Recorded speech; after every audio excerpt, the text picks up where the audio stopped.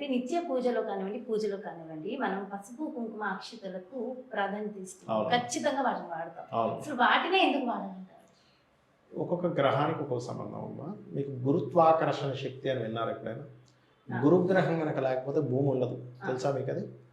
ఎందుకంటే భూమి మీదకి వచ్చే ప్రతి శకలాన్ని గురువు ఆపుతుంటుంది. గురుగ్రహం తన వైపు తీసుకుంటుంటుంది. ఆ గురువుకి మన శాస్త్రంలో ఏం చెప్పారంటే పసుపు, గంధము ఇవన్నీ గురువుకి సంబంధించిన కారకత్వాలు. అక్షింతలకి కొంచెం నెయ్యి పూసి పసుపు రాస్తారు. పసుపు నెయ్యి కలిపినటువంటి వాటిని అక్షింతలు అంటే నెయ్యికి గురువు కారకుడు, పసుపుకి గురువు కారకుడు, గంధానికి గురువు కారకుడు, అక్షింతలకి చంద్రుడు కారకుడు. చంద్రుడు గురువు కలిస్తే గజకేసరి యోగం అంటే ఒక శుభం జరిగేటువంటి యోగం కలుగుతుంది చంద్రగురువులు కలిస్తే.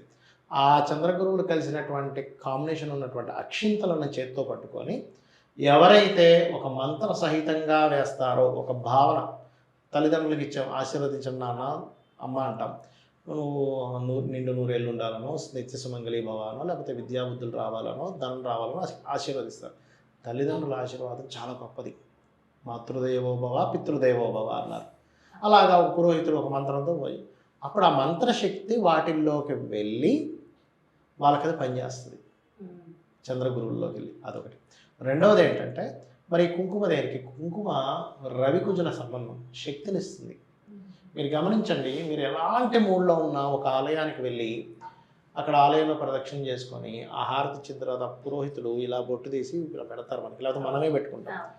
సెకండ్స్లో మీకు తెలియని ఒక శక్తి వస్తుంది. మీరు గమనించండి, విత్ ఇన్ సెకండ్స్లో అక్కడ కూర్చున్నాక బయటకు వచ్చాక చాలా రిఫ్రెష్ అవుతారు. ఆజ్ఞాచక్రం ఉంటుంది ఇక్కడ. అందుకని ఆ యొక్క బొట్టుకు కానీ, కుంకుమకు కానీ, పసుపుకు కానీ ఆ యొక్క శక్తి అనేటువంటిది ఉంటుంది.